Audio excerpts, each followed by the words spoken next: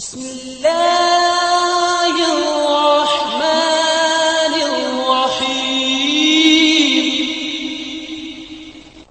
اعوذ باللہ من الشیطان الرجیم، بسم اللہ الرحمن الرحیم۔ السلام علیکم۔ آج آپ کا میزبان ڈاکٹر کاشف بشیر تفہیم القرآن سیریز کی قسط نمبر 333 کے ساتھ آپ کے سامنے حاضر خدمت ہے، جس میں انشاءاللہ العزیز ہم سورہ شعراء کی آیت نمبر 105 سے لے کر 122 تک کا ترجمہ اور تفسیر آپ کے سامنے پیش کریں گے، اور اس حصے کا موضوع ہے قصہ نوح علیہ السلام۔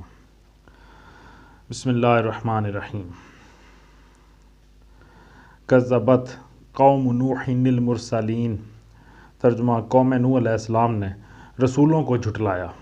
قوم نوح، تفسیر میں آتا ہے تقابل کے لیے سورہ الاعراف کی آیات نمبر 59 سے 64، یونس کی آیات نمبر 71 سے 73، سورہ ہود میں آیات نمبر 25 سے 48، بنی اسرائیل میں آیت نمبر 3، سورہ انبیاء کی آیت نمبر 76-77، سورۃ المومنون میں آیت نمبر 23 سے 30، سورہ الفرقان کی آیت نمبر 37۔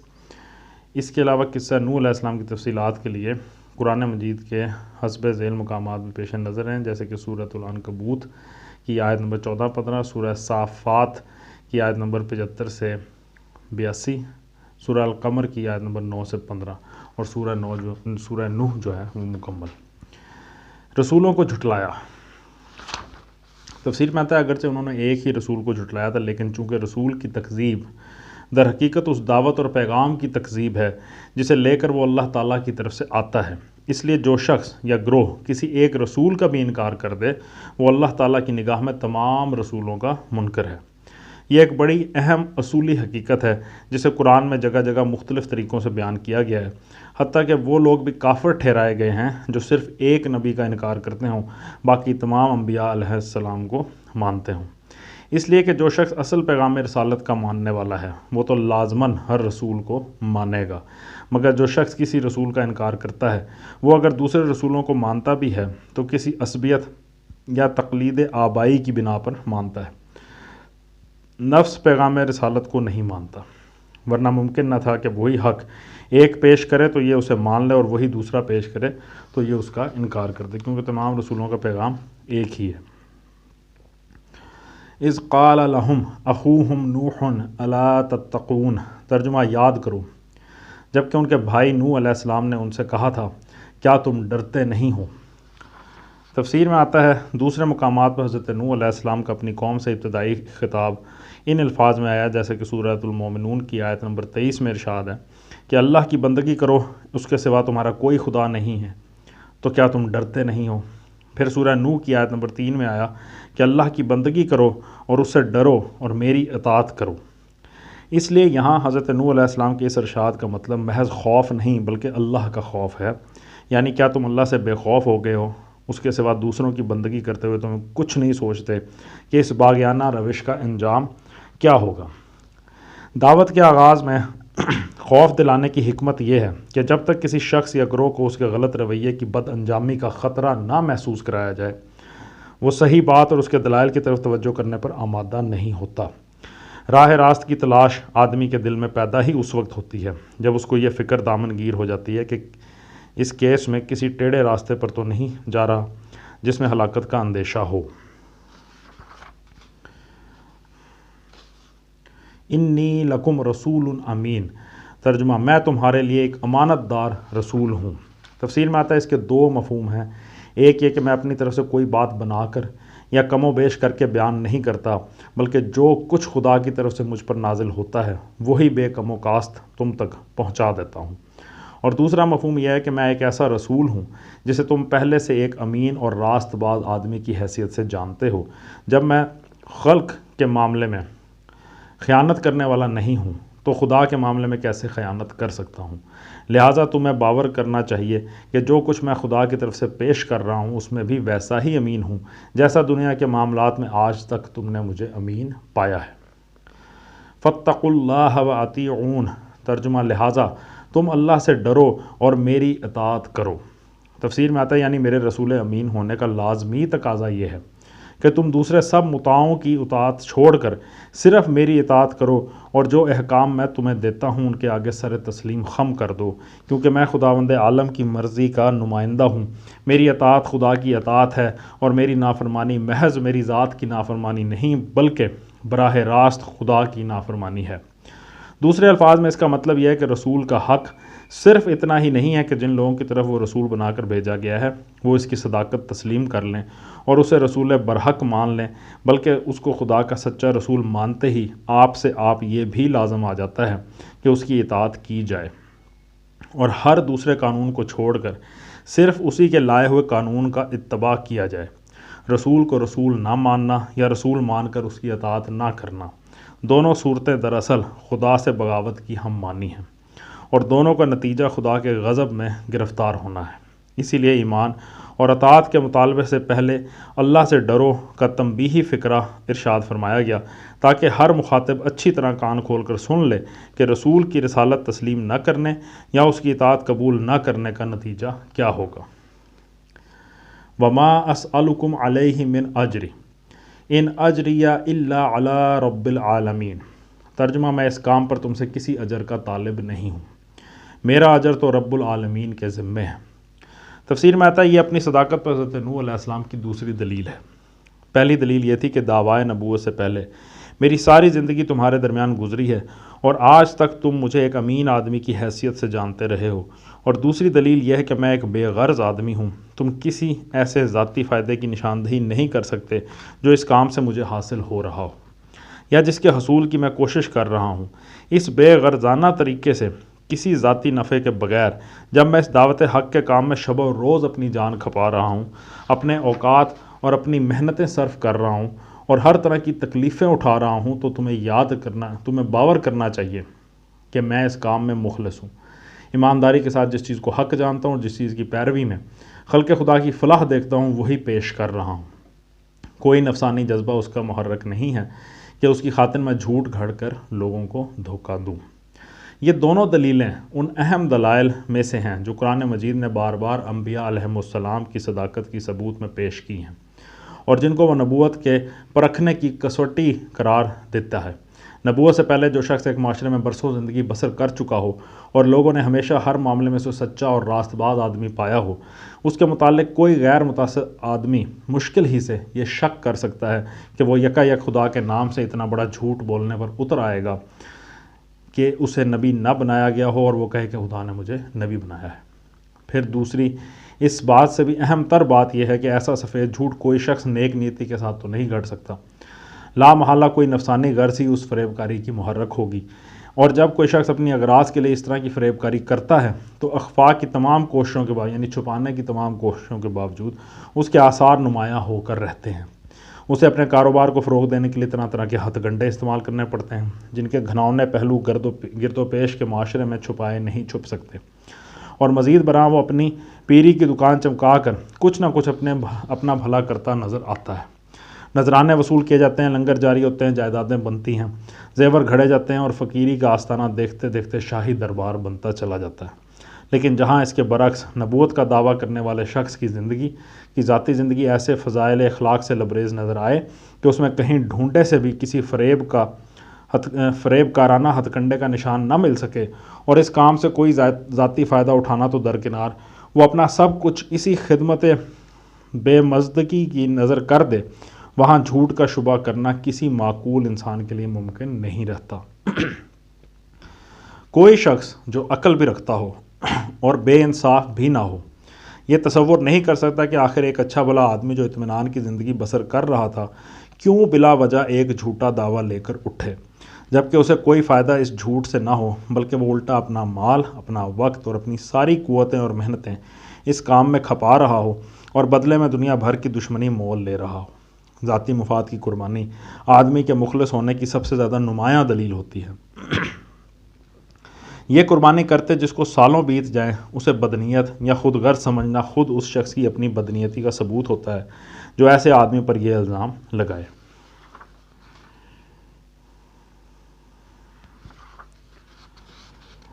قالوا انؤمن لك واتبعك الارذلون۔ ترجمہ: انہوں نے جواب دیا، کیا ہم تجھے مان لیں حالانکہ تیری پیروی رذیل ترین لوگوں نے اختیار کی ہے۔ تفسیر میں آتا ہے کہ یہ لوگ جنہوں نے حضرت نوح علیہ السلام کو دعوت حق کا یہ جواب دیا، ان کی قوم کے سردار، شیوخ اور شراف تھے، جیسا کہ دوسرے مقام پر اسی قصے کے سلسلے میں بیان ہوا ہے کہ سورہ ہود کی آیت نمبر 27 میں آتا ہے کہ اس کی قوم کے کافر سرداروں نے کہا، ہمیں تو تم اس کے سوا کچھ نظر نہیں آتے کہ بس ایک انسان ہو ہم جیسے، اور ہم دیکھ رہے ہیں کہ تمہاری پیروی صرف ان لوگوں نے بے سمجھے بوجھے اختیار کر لی ہے جو ہمارے ہاں کے اراذل ہیں، اور ہم کوئی چیز بھی ایسی نہیں پاتے جس میں تم لوگ ہم سے بڑھے ہوئے ہو۔ اس سے معلوم ہوا کہ حضرت نوح علیہ السلام پر ایمان لانے والے زیادہ تر غریب لوگ، چھوٹے چھوٹے پیشہ ور لوگ یا ایسے نوجوان تھے جن کی قوم میں کوئی حیثیت نہ تھی۔ رہے اونچے طبقے کے بااثر اور خوشحال لوگ تو وہ ان کی مخالفت پر کمر بستہ تھے، اور وہی اپنی قوم کے عوام کو طرح طرح کے فریب دے دے کر اپنے پیچھے لگائے رکھنے کی کوشش کر رہے تھے۔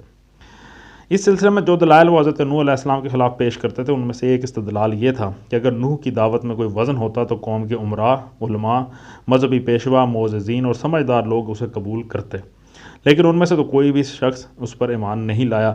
اس کے پیچھے لگے ہیں ادنا طبقوں کے چند نادان لوگ جو کوئی سمجھ بوجھ نہیں رکھتے۔ اب کیا ہم جیسا بلند پایہ لوگ ان بے شعور اور کمین لوگوں کے زمرے میں شامل ہو جائیں؟ یہ ان کے ایک اعتراض تھا۔ بعین ہی یہی بات قریش کے کفار نبی صلی اللہ علیہ وسلم کے متعلق کہتے تھے کہ ان کے پیرو یا فالوور جو ہیں وہ تو غلام اور غریب لوگ ہیں، چند نادان لڑکے ہیں، قوم کے اکابر اور معززین میں سے کوئی بھی ان کے ساتھ نہیں ہے۔ ابو سفیان نے ہرقل کے سوالات کا جواب دیتے ہوئے بھی یہی کہا تھا کہ محمد صلی اللہ علیہ وسلم کی پیروی ہمارے غریب اور کمزور لوگوں نے قبول کی ہے۔ گویا ان لوگوں کا طرز فکر یہ تھا کہ حق صرف وہ ہے جسے قوم کے بڑے لوگ حق مانیں، کیونکہ وہی عقل اور سمجھ بوجھ رکھتے ہیں۔ رہے چھوٹے لوگ تو ان کا چھوٹا ہونا ہی اس بات کی دلیل ہے کہ وہ بے عقل اور ضعیف الرائے ہیں، اس لیے ان کا کسی بات کو مان لینا اور بڑے لوگوں کا رد کر دینا صاف طور پر یہ معنی رکھتا ہے کہ یہ ایک بے وزن بات ہے۔ بلکہ کفار مکہ تو اس سے بھی آگے بڑھ کر یہ دلیل لاتے تھے کہ پیغمبر بھی کوئی معمولی آدمی نہیں ہو سکتا۔ خدا کو اگر واقعی کوئی پیغمبر بھیجنا منظور ہوتا تو کسی بڑے رئیس کو بناتا۔ سورہ زخرف کی آیت نمبر 3 میں آیا ہے کہ وہ کہتے ہیں کہ یہ قرآن ہمارے دونوں شہروں مکہ اور طائف کے کسی بڑے آدمی پر کیوں نہ نازل کیا گیا۔ قال وما علمی بما كانوا يعملون۔ ترجمہ: نوح علیہ السلام نے کہا، میں کیا جانوں کہ ان کے عمل کیسے ہیں۔ ان حسابهم الا علی ربی لو تشعرون۔ ترجمہ: ان کا حساب تو میرے رب کے ذمہ ہے، کاش تم کچھ شعور سے کام لو۔ تفسیر میں آتا ہے یہ ان کے اعتراض کا پہلا جواب ہے۔ جیسا کہ اوپر بیان ہوا، ان کے اعتراض کی بنیاد اس مفروضے پر تھی کہ جو لوگ غریب، محنت پیشہ ور، ادنا درجے کی خدمات انجام دینے والے ہیں یا معاشرے کے پست طبقات سے تعلق رکھتے ہیں، ان میں کوئی ذہنی صلاحیت نہیں ہوتی، اور وہ علم و عقل اور سمجھ بوجھ سے عاری ہوتے ہیں، اس لیے نہ ان کا ایمان کسی فکر و بصیرت پر مبنی ہے، نہ ان کا اعتقاد لائق اعتبار ہے، نہ ان کے اعمال کا کوئی وزن ہے۔ حضرت نوح علیہ السلام اس کا جواب میں فرماتے ہیں کہ میرے پاس یہ جاننے کا کوئی ذریعہ نہیں ہے کہ جو شخص میرے پاس آ کر ایمان لاتا ہے اور ایک عقیدہ قبول کر کے اس کے مطابق عمل کرنے لگتا ہے، اس کے اس فعل کی تہ میں کیا محرکات کام کر رہے ہیں اور وہ کتنی کچھ قدر و قیمت رکھتے ہیں۔ ان چیزوں کا دیکھنا اور ان کا حساب لگانا تو خدا کا کام ہے، میرا اور تمہارا کام نہیں ہے۔ وما انا بطارد المؤمنین۔ ترجمہ: میرا یہ کام نہیں ہے کہ جو ایمان لائیں ان کو میں دھتکار دوں۔ ان انا الا نذیر مبین۔ میں تو بس ایک صاف صاف متنبہ کر دینے والا آدمی ہوں۔ تفسیر میں آتا ہے یہ ان کے اعتراض کا دوسرا جواب ہے۔ ان کے اعتراض میں یہ بات بھی مضمر تھی کہ ایمان لانے والوں کا جو گروہ حضرت نوح علیہ السلام کے گرد جمع ہو رہا ہے، یہ چونکہ ہمارے معاشرے کے ادنا طبقات پر مشتمل ہے، اس لیے اونچے طبقوں میں سے کوئی شخص اس زمرے میں شامل ہونا گوارا نہیں کر سکتا۔ دوسرے الفاظ میں گویا وہ یہ کہہ رہے تھے کہ اے نوح علیہ السلام، کیا تم پر ایمان لا کر ہم اپنے آپ کو اراذل اور سفہاء میں شمار کروائیں؟ کیا ہم غلاموں، نوکروں، مزدوروں اور کام پیشہ لوگوں کی صف میں آ بیٹھیں؟ حضرت نوح علیہ السلام اس کا جواب یہ دیتے ہیں کہ میں آخر یہ غیر معقول طرز عمل کیسے اختیار کر سکتا ہوں کہ جو لوگ میری بات نہیں مانتے ان کے تو پیچھے پھرتا رہوں، اور جو میری بات مانتے ہیں انہیں میں دھکے دے کر نکال دوں۔ میری حیثیت تو ایک ایسے بے لاگ آدمی کی ہے جس نے علل اعلان کھڑے ہو کر پکار دیا ہے کہ جس طریقے پر تم لوگ چل رہے ہو یہ باطل ہے۔ اور اس پر چلنے کا انجام تباہی ہے، اور جس طریقے کی طرف میں رہنمائی کر رہا ہوں اسی میں تم سب کی نجات ہے۔ اب جس کا جی چاہے میری اس تنبیہ کو قبول کرے، سیدھے رستے پر آئے، اور جس کا جی چاہے آنکھیں بند کر کے تباہی کی راہ پر چلتا رہے۔ میں یہ نہیں کر سکتا کہ جو اللہ کے بندے میری اس تنبیہ کو سن کر سیدھا راستہ اختیار کرنے کے لیے میرے پاس آئیں، ان کی ذات، برادری، نسب اور پیشہ پوچھوں، اور اگر وہ آپ لوگوں کی نگاہی کین ہوں تو ان کو واپس کر کے اس انتظار میں بیٹھا رہوں کہ شریف حضرات کب تباہی کا راستہ چھوڑ کر نجات کی راہ پر قدم رنجہ فرماتے ہیں۔ ٹھیک یہی معاملہ ان آیات کے نزول کے زمانے میں نبی صلی اللہ علیہ وآلہ وسلم اور کفار مکہ کے درمیان چل رہا تھا، اور اسی کو نگاہ میں رکھنے سے یہ سمجھ میں آ سکتا ہے کہ حضرت نوح اور ان کی قوم کے سرداروں کی یہ گفتگو یہاں کیوں سنائی جا رہی ہے۔ کفار مکہ کے بڑے بڑے سردار نبی پاک صلی اللہ علیہ وآلہ وسلم سے کہتے تھے کہ ہم آخر بلال اور عمار اور صہیب جیسے غلاموں اور کام پیشہ لوگوں کے ساتھ کیسے بیٹھ سکتے ہیں۔ گویا ان کا مطلب یہ تھا کہ ایمان لانے والوں کی صف سے یہ غریب لوگ نکالے جائیں، تب کوئی امکان اس کا نکل سکتا ہے کہ اشراف ادھر کا رخ کرے، ورنہ یہ کسی طرح ممکن نہیں ہے کہ محمود اور ریاض ایک صف میں کھڑے ہو جائیں۔ اس پر نبی صلی اللہ علیہ وآلہ وسلم کو اللہ تعالیٰ کی طرف سے بالکل صاف اور دو ٹوک الفاظ میں یہ ہدایات دی گئی کہ حق سے منہ موڑنے والے متکبروں کی خاطر ایمان قبول کرنے والے غریبوں کو دھکے نہیں دیے جا سکتے۔ سورہ عبس کی آیت نمبر 5 سے 13 میں آیا، جس کا ترجمہ ہے: اے محمد صلی اللہ علیہ وآلہ وسلم، جس نے بے نیازی برتی تم اس کے پیچھے پڑتے ہو، حالانکہ اگر وہ نہ سدھرے تو تم پر اس کی کیا ذمہ داری ہے؟ اور جو تمہارے پاس دوڑا آتا ہے اس حال میں کہ وہ اللہ سے ڈر رہا ہے، تم اس سے بے رخی برتتے ہو۔ ہرگز نہیں، یہ تو ایک نصیحت ہے، جس کا جی چاہے اسے قبول کرے۔ پھر سورۃ الانعام کی آیت نمبر 52 میں آیا: نہ دور پھینکو ان لوگوں کو جو شب و روز اپنے رب کو پکارتے ہیں محض اس کی خوشنودی کی خاطر، ان کا کوئی حساب تمہارے ذمے نہیں اور تمہارا کوئی حساب ان کے ذمے نہیں۔ اس پر بھی اگر تم انہیں دور پھینکو گے تو ظالموں میں شمار ہوگے۔ ہم نے تو اس طرح ان لوگوں میں سے بعض کو بعض کے ذریعے آزمائش میں ڈال دیا ہے تاکہ وہ کہیں کیا ہمارے درمیان بس یہی لوگ رہ گئے تھے جن پر اللہ کا فضل و کرم ہوا؟ ہاں، کیا اللہ اپنے شاکر بندوں کو ان سے زیادہ نہیں جانتا؟ قالوا لئن لم تنتہی یا نوح لتکونن من المرجومین۔ ترجمہ: انہوں نے کہا، اے نوح علیہ السلام، اگر تو باز نہ آیا تو پھٹکارے ہوئے لوگوں میں شامل ہو کر رہے گا۔ اب یہ دھمکی لگا دی گئی۔ تفسیر میں آتا ہے اصل الفاظ ہیں جن کے دو معنی ہو سکتے ہیں۔ ایک یہ کہ تم کو رجم کیا جائے گا، یعنی پتھر مار مار کر ہلاک کر دیا جائے گا۔ دوسرے معنی یہ بھی ہو سکتے ہیں کہ تم پر ہر طرف سے گالیوں کی بوچھاڑ کی جائے گی، جہاں جاؤ گے تو تکارے اور پھٹکارے جاؤ گے۔ عربی محاورے کے لحاظ سے ان الفاظ کے یہ دونوں معنی لیے جا سکتے ہیں۔ قال ربی انا قومی کذبون۔ ترجمہ: نوح علیہ السلام نے دعا کی، اے میرے رب، میری قوم نے مجھے جھٹلا دیا ہے۔ تفسیر میں آتا ہے یعنی آخری اور قطعی طور پر جھٹلا دیا ہے، جس کے بعد اب کسی تصدیق و ایمان کی امید باقی نہیں رہی۔ ظاہر کلام سے کوئی شخص شبے میں نہ پڑے کہ بس پیغمبر اور سرداران قوم کے درمیان اوپر کی گفتگو ہوئی اور ان کی طرف سے پہلی تکذیب کے بعد پیغمبر نے اللہ تعالیٰ کے حضور رپورٹ پیش کر دی کہ یہ میری نبوت نہیں مانتے، اب آپ میرے اور ان کے مقدمے کا فیصلہ فرما دیں۔ قرآن مجید میں مختلف مقامات پر اس طویل کشمکش کا ذکر کیا گیا ہے جو حضرت نوح علیہ السلام کی دعوت اور ان کی قوم کے اسرار علی الکفر کے درمیان صدیوں برپا رہی۔ سورہ عنکبوت میں بتایا گیا کہ اس کشمکش کا زمانہ 950 برس تک ممتد رہا۔ آیت نمبر 14 میں یہ آیا ہے۔ حضرت نوح علیہ السلام نے اس زمانے میں پشت در پشت ان کے اجتماعی طرز عمل کو دیکھ کر نہ صرف یہ اندازہ فرما لیا کہ ان کے اندر قبول حق کی کوئی صلاحیت باقی نہیں رہی ہے، بلکہ یہ رائے بھی قائم کر لی کہ آئندہ ان کی نسلوں سے بھی نیک اور ایماندار آدمیوں کے اٹھنے کی توقع نہیں ہے۔ سورہ نوح کی آیت نمبر 127 میں آتا ہے کہ اے رب، اگر تو نے انہیں چھوڑ دیا تو یہ تیرے بندوں کو گمراہ کریں گے، اور ان کی نسل سے جو بھی پیدا ہوگا فاجر اور سخت منکر حق ہوگا۔ خود اللہ تعالیٰ نے بھی حضرت نوح علیہ السلام کی اس رائے کو درست قرار دیا اور اپنے علم میں کامل و شامل کی بنا پر فرمایا۔ سورہ ہود کی آیت نمبر 36 میں، تیری قوم میں سے جو ایمان لا چکے ہیں بس وہ لا چکے، اب کوئی ایمان لانے والا نہیں ہے، لہٰذا اب ان کے کرتوتوں پر غم کھانا چھوڑ دے۔ فافتح بینی وبینہم فتحا ونجنی ومن معی من المؤمنین۔ ترجمہ: اب میرے اور ان کے درمیان دو ٹوک فیصلہ کر دے اور مجھے اور جو مومن میرے ساتھ ہیں ان کو نجات دے۔ تفسیر میں آتا ہے یعنی صرف یہی فیصلہ نہ کر دے کہ حق پر کون ہے اور باطل کون، بلکہ وہ فیصلہ اس شکل میں نافذ فرما دے کہ باطل پرست تباہ کر دیے جائیں اور حق پرست بچا لیے جائیں۔ یہ الفاظ کہ مجھے اور میرے مومن ساتھیوں کو بچا لے خود بخود اپنے اندر یہ مفہوم رکھتے ہیں کہ باقی لوگوں پر عذاب نازل کر اور انہیں حرف غلط کی طرح مٹا کر رکھ دے۔ فَأَنْجَيْنَاهُ وَمَن مَّعَهُ فِي الْفُلْكِ الْمَشْحُونِ، ترجمہ آخر کار ہم نے اس کو اور اس کے ساتھیوں کو ایک بھری ہوئی کشتی میں بچا لیا۔ تفسیر میں آتا ہے بھری ہوئی کشتی سے مراد یہ ہے کہ وہ کشتی ایمان لانے والے انسانوں اور تمام جانوروں سے بھر گئی تھی جن کا ایک ایک جوڑا ساتھ رکھ لینے کی ہدایت فرمائی گئی تھی۔ اس حوالے سے تفصیل آئی ہے سورہ ہود کی آیت نمبر 40 میں۔ ثم اغرقنا بعد الباقین، ترجمہ اور اس کے بعد باقی لوگوں کو غرق کر دیا۔ ان فی ذالک لآیہ وما کان اکثرهم مؤمنین، ترجمہ یقیناً اس میں ایک نشانی ہے مگر ان میں سے اکثر لوگ ماننے والے نہیں ہیں۔ وَإِنَّ رَبَّكَ لَهُوَ الْعَزِيزُ الرَّحِيمُ، ترجمہ اور حقیقت یہ ہے کہ تیرا رب زبردست بھی ہے اور رحیم بھی۔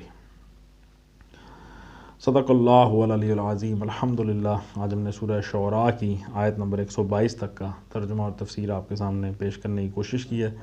اللہ سے دعا ہے، اللہ تعالیٰ کا لاکھ لاکھ شکر ہے جتنی بھی نعمتیں اس نے ہمارے لیے پیدا فرمائیں ان تمام نعمتوں کا، تمام کرامتوں کا، تمام آسانیوں کا، تمام وسیلوں کا، تمام چیزوں کا لاکھ لاکھ شکر ہے۔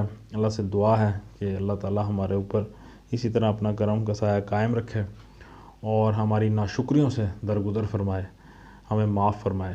اسی دعا کے ساتھ آپ سے اجازت چاہیں گے، اپنا بہت خیال رکھیں۔ آپ لوگوں کا بہت بہت شکریہ۔ اللہ حافظ۔